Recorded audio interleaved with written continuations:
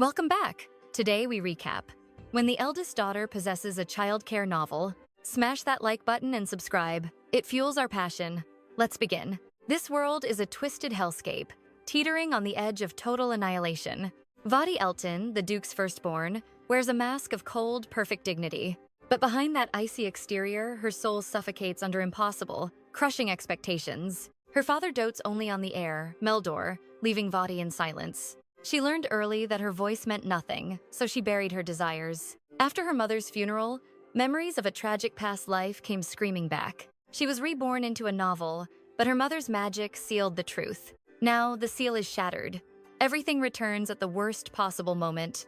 𝒂𝒂𝒏 remembers being the sacrificial eldest daughter in Korea, ignored and forgotten. Mocked by family, she swore to live for herself before fate intervened. But this world is wrong. The Elton heir was meant to be male. The story promised a kind, dependable older brother to lead the household. Instead, here she stands, a lethal, beautiful woman in a world of men. However, her existence warped the plot, forcing the weak 𝒂𝒊𝒏𝒈 into a failing heir. Summoned by the Duke, 𝒂𝒂𝒏 joins her father and her struggling brother. The Duke halts her marriage while pushing 𝒂𝒊𝒏𝒈 to bleed. He blames 𝒂𝒂𝒏. Pure sibling toxicity. 𝒂𝒂𝒏 hides her fury, shattering stone with a single punch. 𝒂𝒊𝒏𝒈's misery is a pathetic joke born from their mother's twisted favoritism. In the book, the heir was perfect. Now, 𝒂𝒂𝒏𝒈 is that hidden legend. She hid her genius, yet this pathetic boy dares to look down? 𝒂𝒂𝒏𝒈 smirks. If fate stole her throne, she'll reclaim it with blood. A queen's ascent is finally beginning. A loyal shadow once followed the heir, Zeppelin Vincent, leader of the Watchers. They were the Duke's secret fangs, purging traitors from the darkness. Zeppelin only respects absolute power, which the original male heir possessed. To command him, 𝒂𝒂𝒏𝒈 must prove she is the true apex predator here. She recalls the forbidden techniques she mastered while the world looked away. She was forced to yield everything to 𝒂𝒊𝒈 simply for being a woman. Tutors were his alone. 𝒂𝒂𝒏𝒈 was cast into the cold shadows. 𝒂𝒊𝒈 mocked her as talentless while he hoarded every scrap of knowledge. She watched with hawk-like eyes, memorizing every strike from the darkness. Typical male privilege. 𝒂𝒂𝒏𝒈 arrives as 𝒂𝒊𝒈 fails his firearm training miserably. He misses every shot. 𝒂𝒂𝒏𝒈 grabs the weapon and pierces the bullseye instantly. She mocks his pathetic aim, warning he'll only disgrace the Elton name. Bullseye after bullseye, she destroys his ego until he flees like a dog. Checkmate, little brother. The rumors are already spreading through the capital. 𝒂𝒊𝒈 is out. 𝒂𝒂𝒏𝒈 steps forward, surrounded by the Empire's elite lords. Doubts ripple through the crowd, but her presence commands absolute silence. Her mother suppressed her strength, but those chains are finally broken. Her father reluctantly allowed this, fearing only for his precious family honor. The Emperor arrives. Red flags fly. The hunt for blood begins now. 𝒂𝒂𝒏𝒈 downs her prey instantly. She dismisses her guards. The queen hunts alone. Her gaze locks onto the stunned young man, Zeppelin Vincent. Fate begins to stir. Zeppelin, leader of the Watchers, once dreamed of molding a genius before his time ran out. His idol is Duke Theodore Elton, a peerless master of the blade whom no one could ever rival. But the heir, 𝒂𝒊𝒈𝒈, is a pathetic shadow of the great Duke. Talentless and lazy, 𝒂𝒊𝒈 drove Zeppelin to despair. He nearly surrendered his post until 𝒂𝒂𝒏𝒈 appeared on the hunting grounds. She hunts with lethal precision, dropping prey after prey with the cold, sharp instincts of a true warrior. Stunned, he wonders how this overlooked daughter possesses a talent far sharper than the heir's. Then, things get chilling. 𝒂𝒂𝒏𝒈 whispers the unthinkable. She knows his secret role as the leader of the Watchers, a secret buried in shadows, now dragged into light. Her casual tone feels like a noose tightening around his throat. It's a cold reminder. 𝒂𝒂𝒏𝒈 isn't some sheltered lady playing pretend with power. She's calculating, dangerous, and already steps ahead. Poor Zeppelin, you've walked right into her trap. The hunt ends with 𝒂𝒂𝒏𝒈 claiming a legendary red fox while effortlessly taming the beast, Alexander.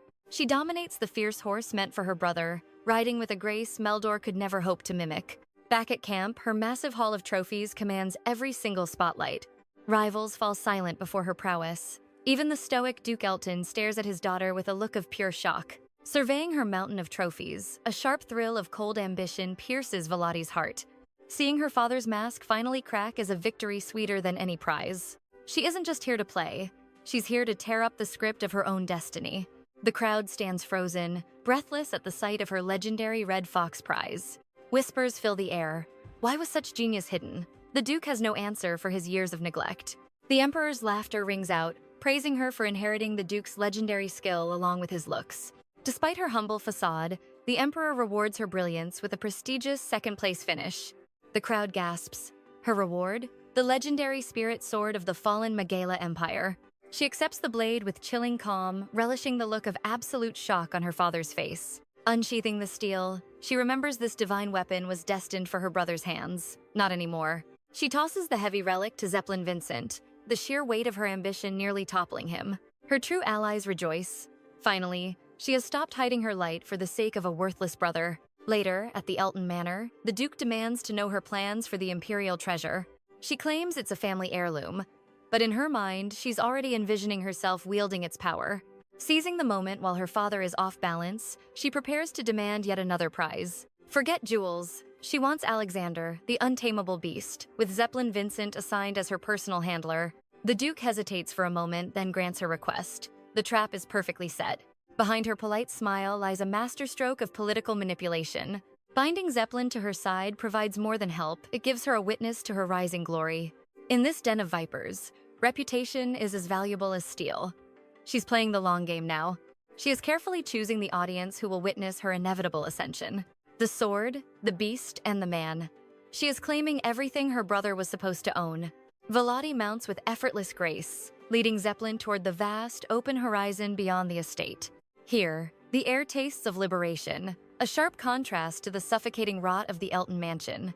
She declares these sprawling plains her perfect private training ground, a place broad enough for reckless power and secluded enough to hide her fangs from prying eyes. This isn't mere practice.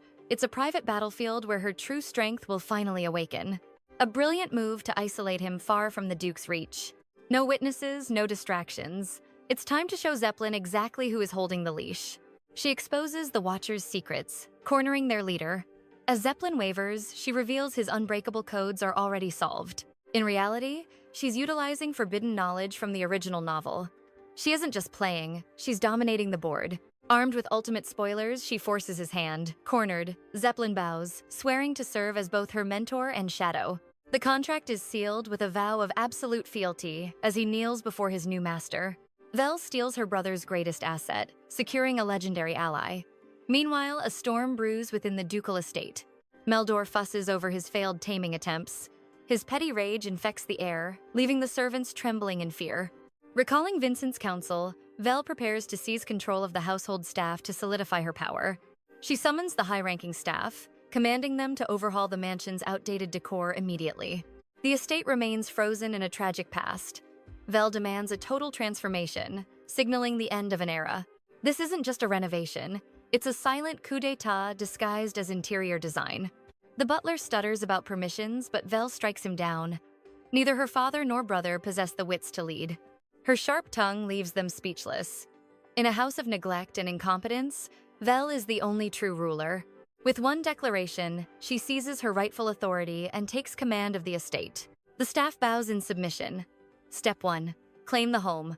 Step 2. Conquer the empire. True queen behavior. Vel asserts her dominance over Rover. In this house, her word is law, and she requires no one's permission.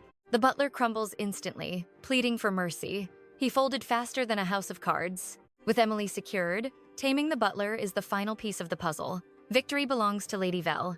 Within days, the once drab mansion begins its evolution into Vel's personal fortress. She leads the staff like an iron-willed general, incentivizing perfection with gold and swift authority. Efficiency peaks under her gaze. For a woman once cast aside, the sweet taste of power is intoxicating. Her eyes turn toward the greenhouse, a shimmering monument to her parents' hollow love story. Eternal blooms fill the space, yet Vel sees only waste. Why keep flowers when jewels offer true power? This glass cage houses scars she wishes to burn. It's time to revisit a painful past. Years ago, Meldor ignited a confrontation here, hurling petty insults until raw mana crackled in the air. Vel merely summoned her aura for protection.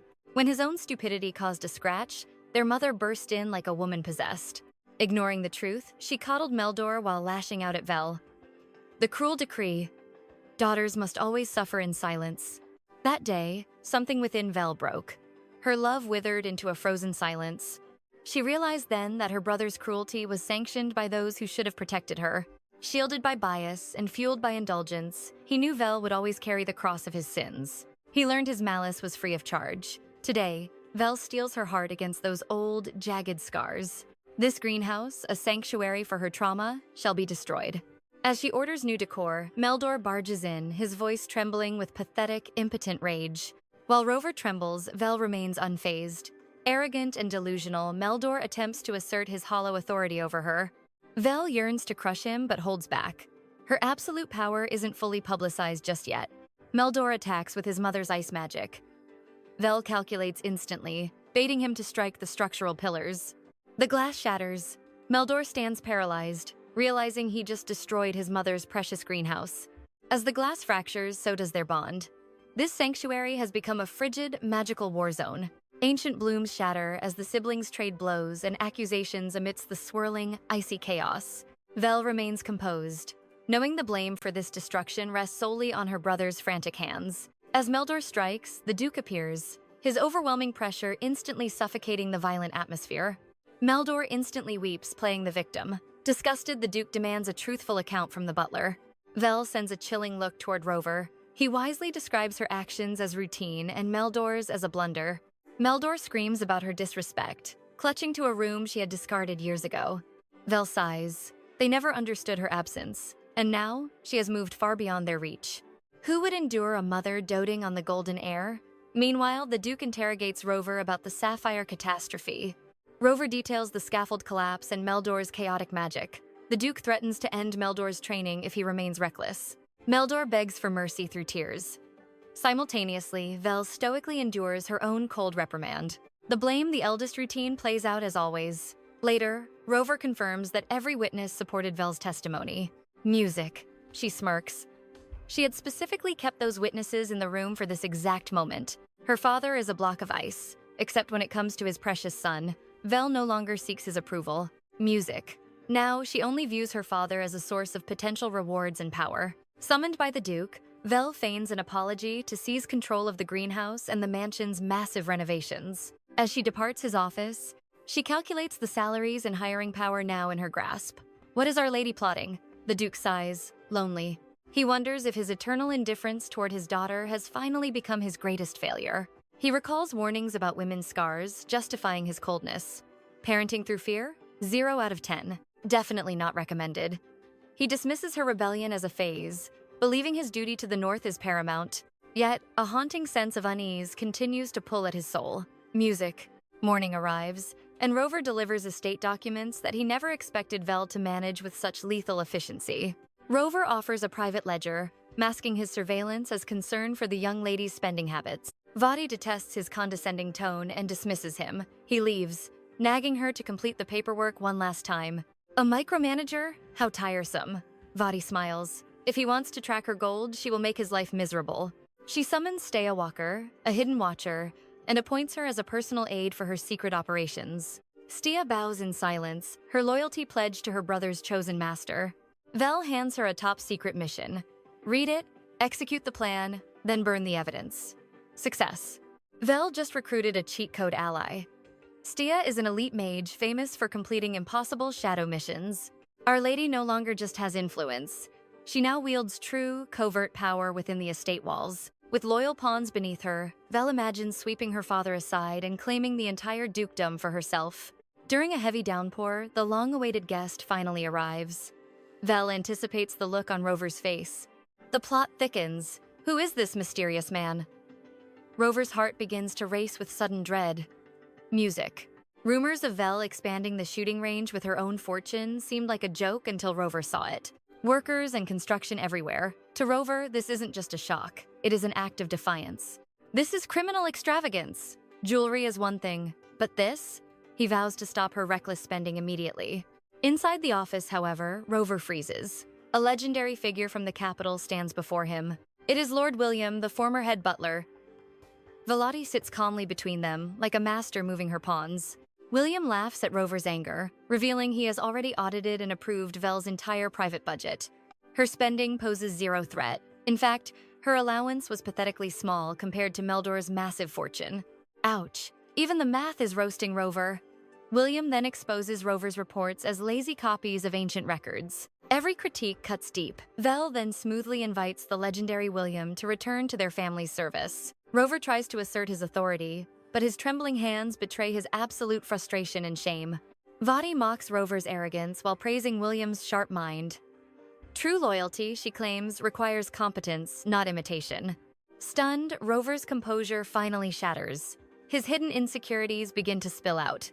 Music.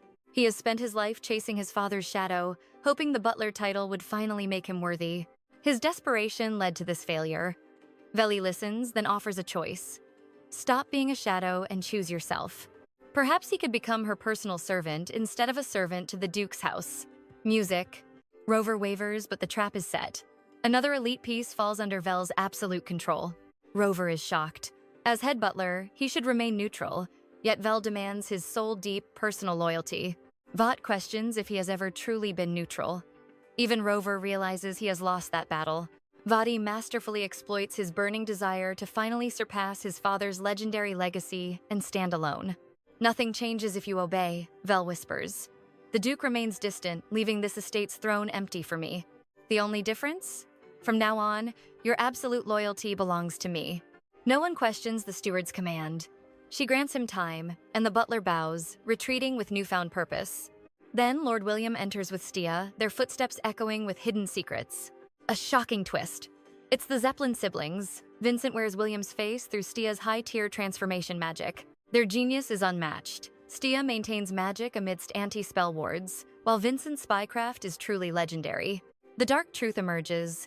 Duke Elton silenced the real William 16 years ago for being a double agent. Strangely, William died taking his master's identity and secret motives to his grave. Despite the mystery, Vel commands Stia to cease any further investigation into the matter. Vincent smirks, praising Vel's manipulation. To Rover, her offer felt like a divine gift from a goddess. With the staff's loyalty secured, Vel's takeover begins. Right on cue, Rover returns the next morning to kneel. His solemn oath amuses her. 2 seasons vanish in a flash, and the cold bite of winter nears. Vel hones her blade with Vincent. He marvels at her monstrous growth and divine swordsmanship.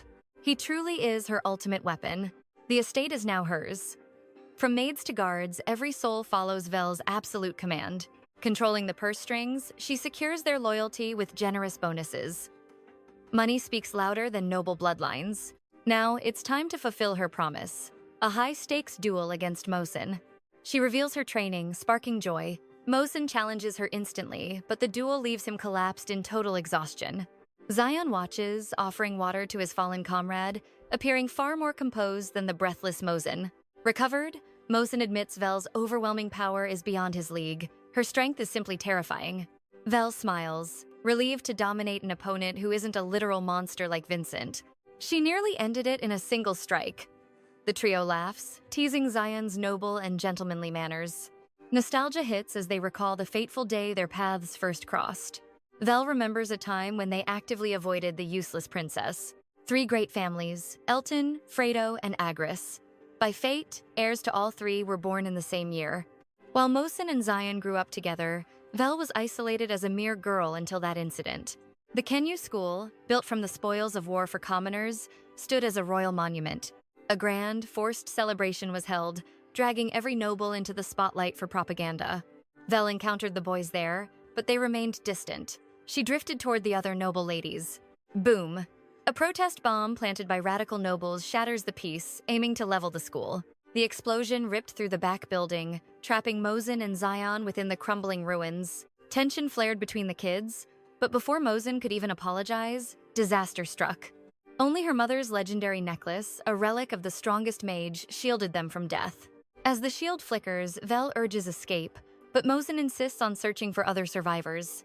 To settle the debate, Zion uses his sensory magic to scan the ruins for life. After a tense silence, Zion confirms they are alone, though a frantic crowd gathers outside. Determined to help, 𝒂𝒂𝒏𝒈 offers his strength. Zion agrees, noting his friend's heavy training in swordsmanship. Vel directs them without hesitation. The boys immediately begin clearing the heavy debris. Disaster strikes. The final obstacle is too heavy for them.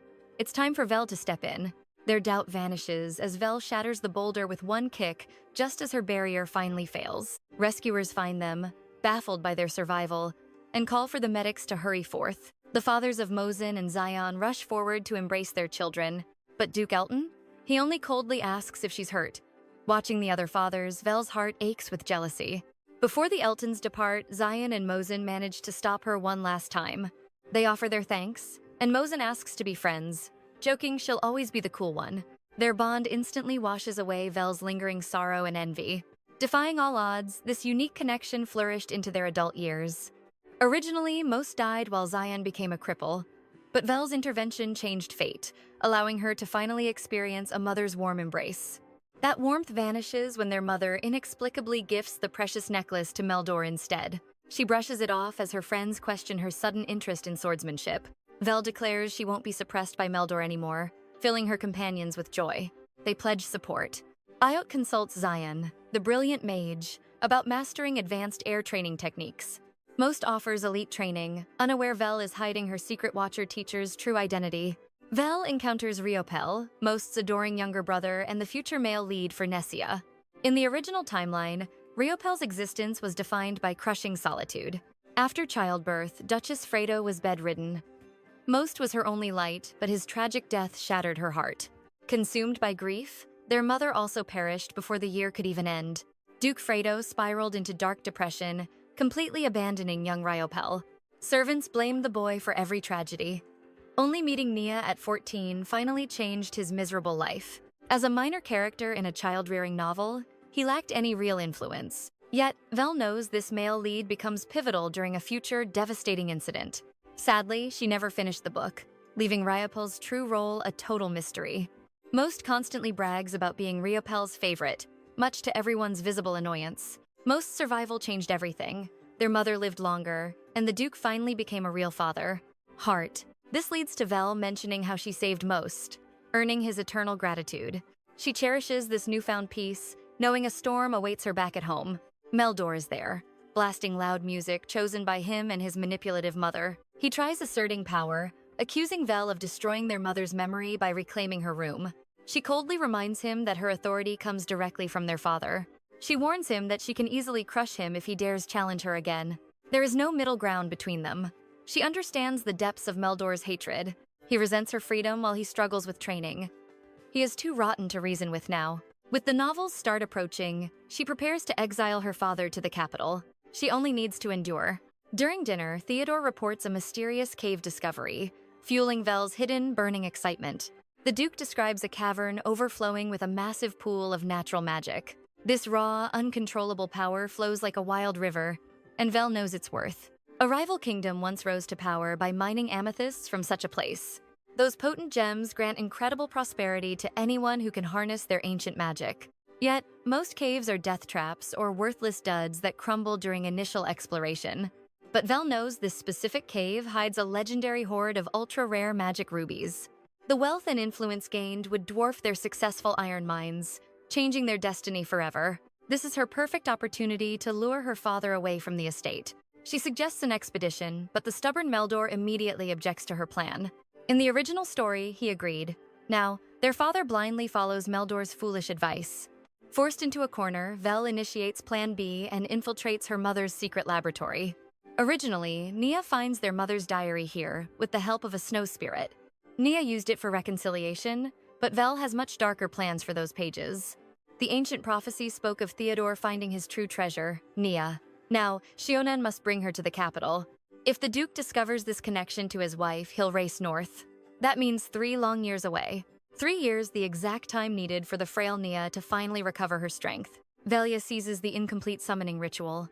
While Nasya finishes it later, Velya must handle the fallout in Meldor. Suddenly, she spots a portrait, the same one Nasya used to manipulate the eldest son in the past. In this timeline, Velya's heart wavers. Is that truly her? She stares intently at the faded image. The portrait remains, a rare gateway to the few precious memories she shared with her mother. During Dohemia's illness, there were fleeting moments of peace between the heavy curtains and old books. Velya recalls her mother's rare, gentle whispers. Back then, she feared the recurring nightmares of her mother's death. Doha would offer soft comfort, telling her eldest daughter that a smile was her most beautiful feature. But those tiny fragments of love can't erase years of neglect. Was that affection real, or just Meldor's leftovers? Perhaps it would be easier if that woman in the picture wasn't her mother at all. No more confusion. Deep down, the longing lingers, but 𝒂𝒊𝒏 only prays for those feelings to finally wither away. The following morning, 𝒂𝒊𝒏 crosses paths with Baron 𝒂𝒏𝒐𝒄, the man who once tutored her and Meldor. Seeing the chaotic office, 𝒂𝒊𝒏 calculates. Could she turn these imperial aides into her own loyal pawns? She confronts the Duke directly.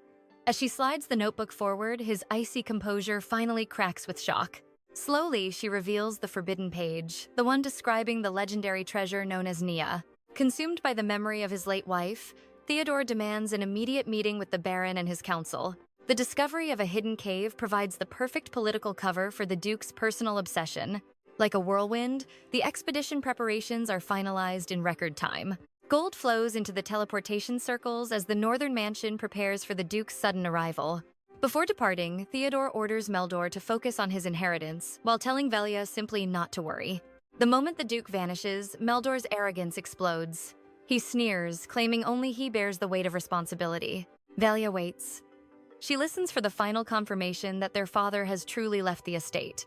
Then, to the rhythmic scratch of gramophone music, she delivers a violent, well-earned lesson to her spoiled brother. Sometimes a brat needs a harsh awakening. A fuming Meldor stomps through the halls, desperate to reclaim his pride. "Big sister," he stammers. It seems the lesson from the previous night was more effective than expected. Despite his bravado, Meldor can feel the suffocating, dominant aura now radiating from his sister. He tries to invoke his status as heir and his mother's greenhouse to challenge her newfound authority. It's a futile struggle. 𝒂𝒊𝒏 coldly reminds him that the gardens and his fate now belong to her. Utterly defeated, Meldor storms off, terrified by the monster his sister has suddenly become. Just weeks ago, she couldn't even look at him. Now, her chilling gaze is burned into his mind. The sound of gramophone music now haunts his dreams, a melodic trigger for the trauma she inflicted. He buries his face in a pillow, wondering why his once silent sister is suddenly tormenting his soul. He justifies his hatred. While he toils in grueling training, she lives a life of noble luxury. There were times he felt a flicker of pity for her. But that's all gone now.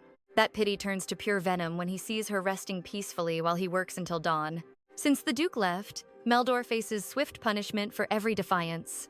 Worse, she's beginning to look just like their father. The terrifying truth hits him. 𝒂𝒊𝒏 orchestrated their father's departure from the very beginning.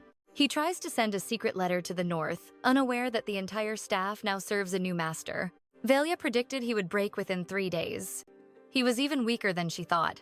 He lasted weeks before reaching out, never realizing every letter he writes goes straight into her hands. If he were older, she would have crushed him instantly. But he is still just a child. She offers him one final chance to prove he isn't truly rotten. Meanwhile, she sends her own letter to Theodore. A few days later, the Duke's reply arrives. Surprisingly, the cold man's heart has finally begun to soften. Enough of this. She goes to find Meldor, whose lack of sword talent is truly painful to watch. The truth is clear to all. 𝒂𝒏𝒈 introduces herself, and Meldor realizes a letter from their father arrived. He reaches for the document like a spoiled child, only to be rebuked for his lack of dignity. Meldor respects the commander, desperately chasing a warrior's dream his weak body can never truly grasp. 𝒂𝒏𝒈 requests the tutor go easy on him, handing over the letter that will change everything. Sir Brooks reads the words, and a wave of profound relief washes over the seasoned warrior. He is overjoyed that the Duke finally listened to reason regarding the boy's grueling training. 𝒂𝒏𝒈's clever intervention was the final blow needed to shatter the Duke's stubborn obsession. The timing was perfect, as Nia's presence had begun to soften their father's cold, iron heart. Sir Brooks congratulates the boy, announcing a complete overhaul of his miserable daily schedule. After dismissing the knight, 𝒂𝒏𝒈 finally presents the fateful letter to her trembling brother. Within the pages, the Duke acknowledges that sword mastery is simply not in Meldor's blood. Theodore confesses that his own vanity had blinded him to his son's true potential.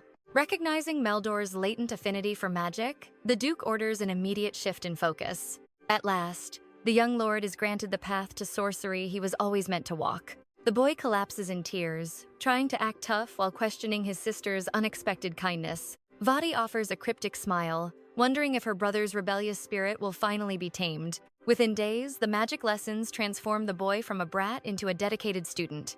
Soon, an invitation arrives for the winter banquet, a grand tradition born from the legendary Empress 𝒂𝒐𝒏𝒄.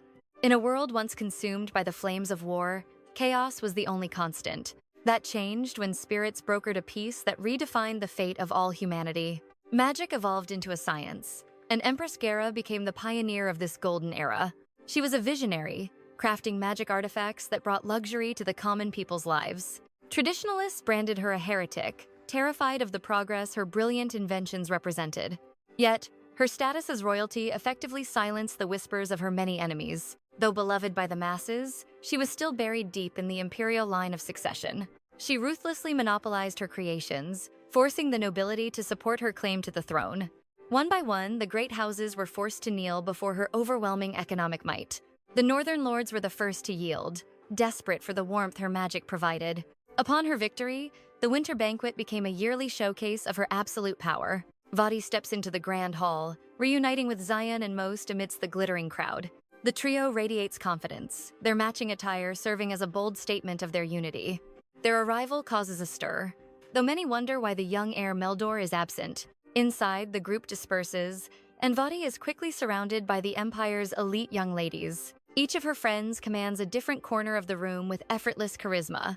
Xion's striking appearance draws the gaze of every noblewoman in the grand ballroom. 𝒂𝒑𝒐𝒏 often finds herself caught in the crossfire of his overwhelming social popularity. Her return signifies a shift in power, challenging the faction led by the arrogant crown princess. The tension is palpable as the princess's cousin stares 𝒂𝒑𝒏 down with venomous intent. The princess, a social climber, tries to maintain her grip by subjugating the younger nobles. But 𝒂𝒑𝒏 is a wall she cannot climb, offering true friendship to those the princess exploited.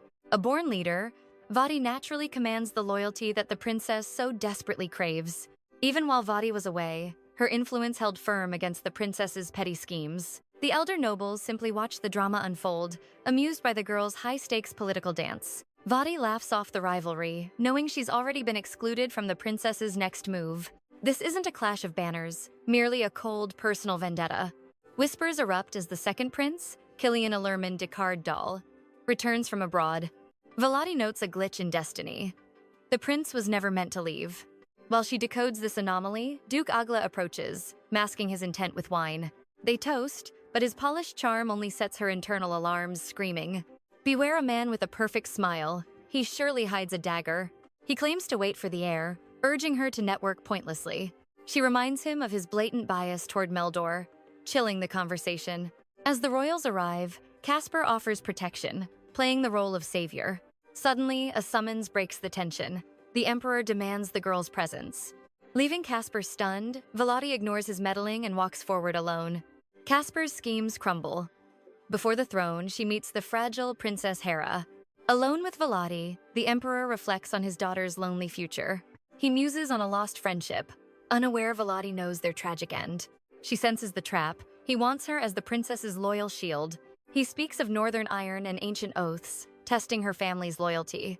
𝒂𝒑𝒏𝒂𝒏 dances through the political minefield, warning him against showing her favoritism. She points toward 𝒂𝒏𝒄 and Xion, skillfully shifting the emperor's predatory gaze. Intrigued, the emperor summons them all, while Xion desperately tries to flatter. As the banquet ends, she waits alone, unimpressed by their desperate displays. Out of the shadows, Prince 𝒂𝒐𝒎𝒏 emerges, his gaze fixed on her. She recognizes his crimson hair instantly, catching the rogue prince off guard. Smirking, 𝒂𝒑𝒏𝒂𝒏 admits he only attended hoping to find someone like her. When she demands his business, he claims he is captivated by her. His silver tongue is dangerous, yet she remains frozen in cold caution.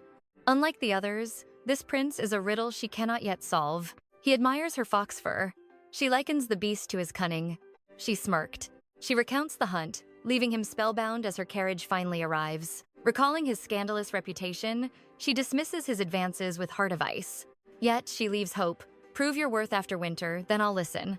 He asks if she felt a spark. She denies him flatly. Days later, spring cleaning reveals a hidden relic within a broken cabinet. Inside a discarded doll, she discovers a ring glowing with ancient power. A forgotten treasure intended for her grandmother, now surfacing to change fate. In the original tale, the heroine found this. Now the villainess triumphs. This heirloom is hers now. A maid's entrance snaps her to reality. 𝒂𝒂𝒏𝒂𝒏 issues a chilling command, "Tell me a lie." The maid freezes. When the girl stammers, 𝒂𝒂𝒏𝒂𝒏 baits her with a false romantic confession. The maid denies it, and the ring pulses green. Truth is power. She questions the maid about suspicious staff, testing honesty with every breath. The ring stays silent, confirming the maid's loyalty. The first pawn cleared. Alone, she stares at the band, a grandfather's love masked as a trinket. It is a spirit's treasure, exposing the rot of lies with light. Now, she will hunt the spy who poisoned her mother. Reckoning begins. No new faces appeared, yet she's certain the crown prince has planted a shadow among her ranks. She summons Emily, testing her loyalty. The girl's ring remains dull, a silent oath that her secrets are safe. Volati commands the assembly of the estate's biggest gossips. By sunset, Emily delivers the chatterboxes. With a cold gaze, Vel demands the identity of the rat-leaking family secrets. Fearful denials fill the room. Instead of punishment, she plants a seed of terror, a rumor that she's already cornered the traitor. The staff trembles under her newfound aura, a brilliant move flushing the rats out with their own panic. Vel knows a desperate spy will always overplay their hand. In House Elton, one law stands absolute. Loose lips lead to ruin. Within these walls, even a whisper of gossip is branded as high treason. Dawn brings a storm of whispers. Anxiety grips the halls as the true culprit feels the invisible noose tighten. He scoffs, thinking his petty rumors about succession weren't worth this level of imperial scrutiny. But his eyes burn with a hidden vendetta revenge for Lady Dohia, whose life was snuffed out here. Arrogance clouds his judgment. He's convinced he's invisible, doubting she truly unmasked a spy so easily. Her web hasn't caught him yet. He retreats with a smirk, unaware a maid's eyes tracked his shadow. Stia presents the findings, hard evidence recovered from the quarters of the primary suspects. Questioned about their allegiance, Stia confirms the Watchers are bound by blood and oath to House Elton. Vel dismisses her, preferring to hunt alone. She knows a professional spy leaves no obvious trail behind. This game of shadows is lethal, but Vel is the one pulling the strings now. Days pass as she deploys the Watchers, giving one simple order: capture every suspicious movement in silence. A specific target already rests in her sights, though she keeps her cards hidden. The Watchers confirm her intuition. Using forbidden magic, they reconstruct the evidence the traitor thought was destroyed. Recalling the novel's lore, Vel remembers the unique, specialized talents each Watcher possesses. Examining the scrolls, she notes the leaks were suspiciously focused only on her and Meldor's affairs. She sneers at his incompetence. A real threat could have brought the entire Elton name to its knees. Her mind drifts back, searching for the face behind the mask. A knight once loyal to her mother, his devotion twisted into a dark obsession after her tragic passing. In the original timeline, he was a mere footnote, a background character lost to history. But Vel's presence has rewritten destiny, forcing this knight out of the shadows and into betrayal. A pang of regret strikes her heart, but she cold-bloodedly suppresses the feeling. Sentiment is a luxury. She prepares her report, realizing the enemy wears the armor of a knight. As a knight, he stands beyond her reach. She'll use cold evidence to turn this into a political weapon.